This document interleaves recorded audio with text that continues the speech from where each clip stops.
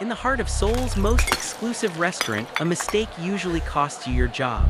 But when you spill boiling noodles onto the $5,000 suit of Lee Dong-Hyun, the most feared man in the underworld, it usually costs you your life. As Soo-Min stood there trembling in her delivery uniform, her face streaked with tears and a helmet still clutched in her hand, the elite diners held their breath. They expected a massacre. They expected the controlled predator to snap. But as Dong-Hyun's hand clamped like a vice around her wrist, he didn't see a clumsy girl.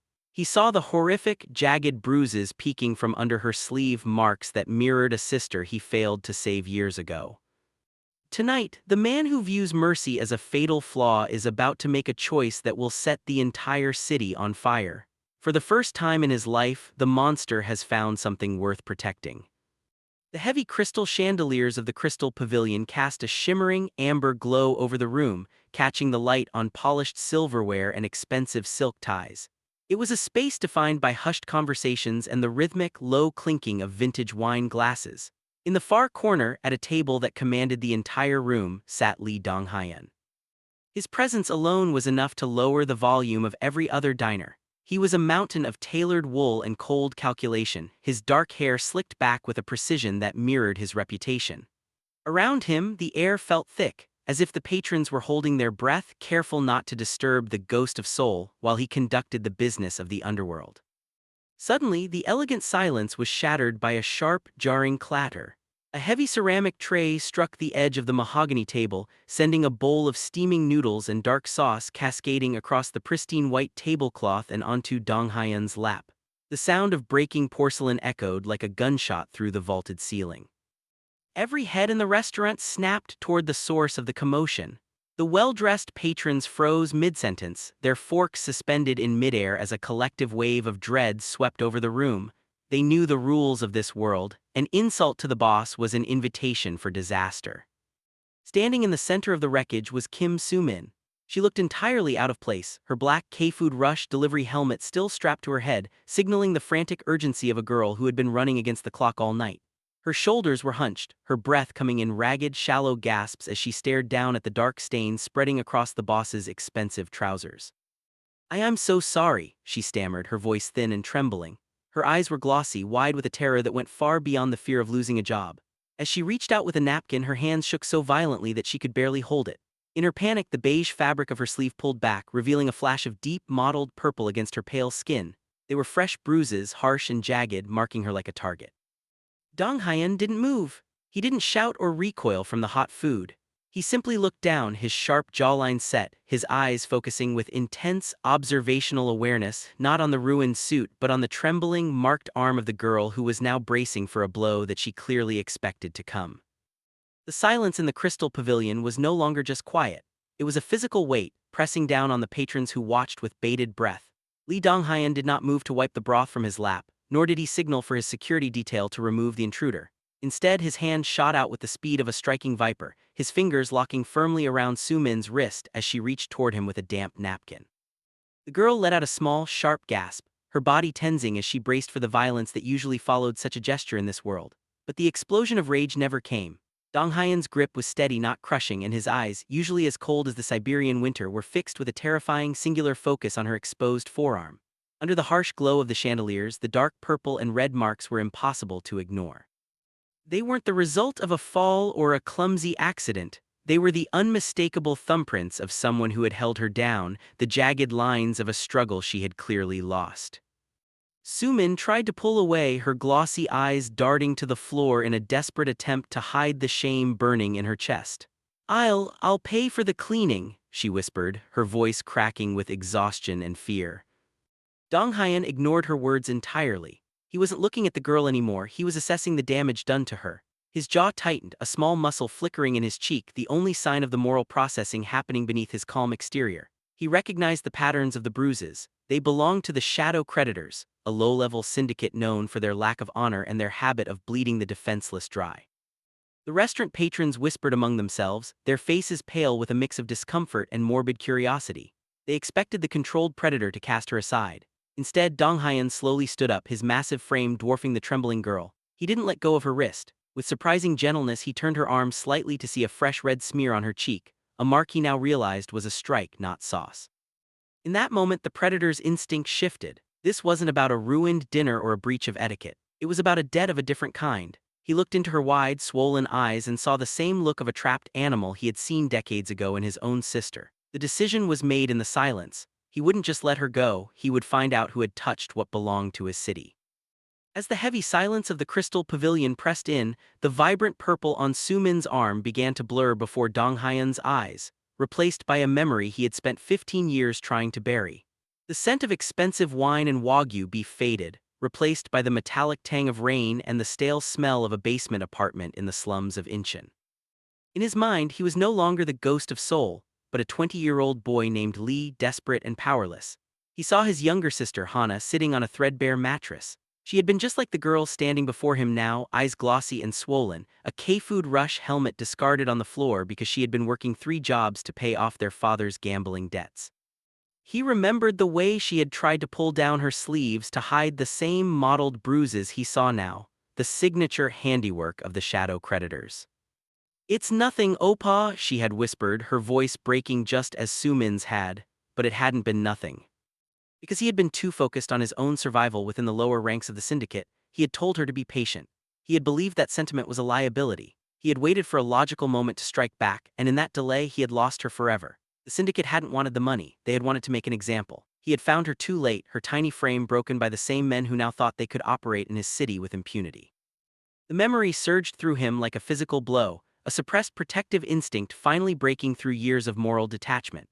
For 3 decades, he had built walls of ice around his heart, telling himself that ruthlessness was the only way to survive.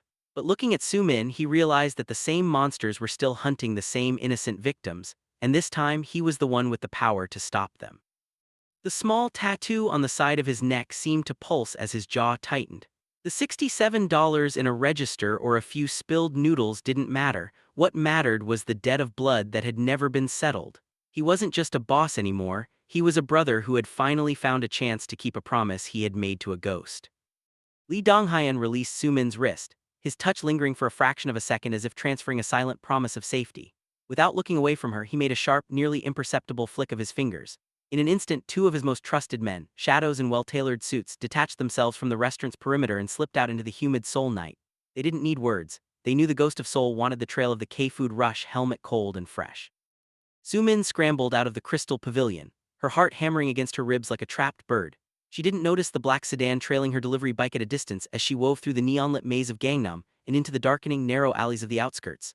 The sleek skyscrapers gave way to crumbling concrete and tangled power lines. She finally pulled up to a dilapidated apartment complex where the scent of damp earth and rot hung heavy in the air. From the shadows of the alley, Dong-Hyun's men watched as she climbed the rusted stairs, her shoulders tensed in anticipation of a threat they already knew was waiting. They didn't have to wait long. Just as Soo-Min reached her door, 3 men stepped out from the darkness of the landing. They were the shadow creditors, men with cheap leather jackets and the hollow, hungry eyes of bottom feeders. "You're late, Soo-Min," the leader sneered, his voice a gravelly rasp that drifted down to the street. He didn't wait for an answer before backhanding the delivery helmet from her hand. It clattered down the stairs, a hollow plastic sound that mirrored the girl's sharp cry of pain. "Where's the interest? We know you had a big delivery at the pavilion tonight." Soo-Min cowered against the door, her hands instinctively moving to cover the bruises Dong-Hyun had just been inspecting. The leader grabbed a handful of her hair, pulling her head back to hiss into her ear, "If your mother doesn't pay by midnight, we stop taking money and start taking things that can't be replaced." In the alley below, one of Dong-Hyun's men raised a phone to his ear, his voice a low, lethal murmur. "We have them, boss. It's exactly what you thought. They're at the apartment now." On the other end of the line, the only sound was the cold, rhythmic clicking of a lighter, a sign that the predator had finally finished his calculations. The heavy oak door of the apartment groaned as Soo-Min was shoved inside, stumbling over a pile of unpaid bills and discarded medical supplies. Behind her, the leader of the creditors, a man with a jagged scar and a cheap gold watch, stepped into the cramped living room with a predatory grin. In the corner of the room, Soo-Min's mother lay on a thin mattress, her breathing labored and shallow, hooked to a second-hand oxygen concentrator that hummed like a dying animal. "Please," Soo-Min begged, her voice a fragile thread as she stood between her mother and the men. "She's sick. She needs the medicine I bought with tonight's tips." The leader laughed, a cold, hollow sound that echoed off the damp walls. "Tips? You think a few one is going to cover a 3-year-old medical debt? He stepped closer, his shadow looming over the girl whose glossy eyes were now overflowing with tears of pure desperation. Your father left this mess behind when he died in that accident, and the interest on his surgery hasn't stopped growing just because you're a good daughter. Through her broken sobs, Soo-Min revealed the truth that had been crushing her soul. The shadow creditors hadn't just taken their money. They had used the medical debt as a leash, forcing her to work 18-hour shifts while they added protection fees to the principal every week. Every time she thought they were close to being free, they found a new reason to tighten the grip, ensuring she and her mother remained their permanent property. "We're never going to be done, are we?" she whispered, the realization of her own hopelessness finally breaking her spirit. "Smart girl," the creditor sneered, reaching out to grab her bruised arm again. "You're worth more to us in debt than you'll ever be free, and if you don't have the cash tonight, we'll take the oxygen tank as collateral." He didn't notice the faint red glow of a laser sight dancing across the floorboards, nor did he hear the silent arrival of black sedans in the alley below. The ghost of Seoul was no longer just watching, he was tallying the final bill, and the interest was about to be paid in full. Would you like me to continue with Chapter 6, the midnight meeting where Dong-Hyun finally confronts the head of the syndicate? The fog rolled off the Han River in thick gray ribbons, clinging to the rusted shipping containers of the abandoned Incheon Pier. It was a place where the city's light died and secrets were swallowed by the black water. Razor Rodriguez, the local head of the Shadow Creditors, stepped out of his neon-trimmed SUV, flanked by 4 men who tried to hide their trembling with practiced scowls. He had been invited here by a phone call that carried the weight of a death warrant, and as he looked toward the end of the pier, he saw why. Lee Dong-Hyun stood alone under a single flickering street lamp, his black dress shirt open at the collar, the gold chain around his neck catching the dull light. He wasn't armed, but his massive frame and sharp, focused gaze made the armed men across from him feel small. Behind him, the silhouettes of 3 black sedans sat like idling predators, their headlights cutting through the mist. "Mr. Torino, I mean, Mr. Lee," Razor stammered, his earlier bravado melting into the artificial confidence of a man out of his depth. "I heard there was a misunderstanding at the pavilion. My boys, they didn't know the girl was on your radar. We can settle this. Business is business, right?" Dong-Hyun didn't answer immediately. He reached into his jacket and pulled out a small, crumpled drawing, the one he had found in Soo-Min's delivery bag. He smoothed it out against his palm, his jaw firm. "You call beating a daughter in front of her dying mother business?" His voice carried across the dock like distant thunder, vibrating with a controlled fury that made Razor instinctively back away. "She owes us," Razor squeaked, his hand moving toward his jacket. "The interest alone." "The interest is paid," Dong-Hyun interrupted, his tone shifting from philosophical to purely lethal. He took a slow step forward, and despite Razor's crew being armed, not one of them dared to raise a weapon. There was something in Dong-Hyun's eyes that spoke of a violence older and deeper than anything they had ever encountered, a predator who had finally found a reason to hunt. "I didn't bring you here to negotiate, Rodriguez," Dong-Hyun said, his voice dropping to a low, steady murmur. "I brought you here to explain why your organization is going to vanish from my city by sunrise." As he spoke, the shadows behind him moved. His most trusted enforcers stepped into the light, testing the grip of their heavy pliers and tactical gear. The midnight meeting had officially begun, and for the shadow creditors, the final bill had just come due. The damp air of the pier turned freezing as Lee Dong-Hyun reached into his jacket, not for a weapon but for a thick leather-bound ledger. He tossed it onto the hood of Razor's SUV with a heavy thud that made the younger man flinch. "This is your life's work, Rodriguez," Dong-Hyun said, his voice as sharp as a surgical blade. "A list of every widow, every student, and every sick mother you've bled dry in the name of interest." Razor glanced at the book, his sweat-slicked face pale under the flickering street lamp. "It's just business, Mr. Lee. We had a contract," he stammered, his eyes darting toward his men, who remained frozen by the silent presence of Dong-Hyun's elite enforcers. "In my world, a contract requires honor. You have none," Dong-Hyun replied, his jaw tightening as he stepped into Razor's personal space. "You told Kim Soo-Min her debt was eternal. You told her that her mother's life was collateral." He leaned in closer, his voice dropping to a lethal whisper. "So I've decided to settle the account. I'm paying off the principal for everyone in this book, every single one."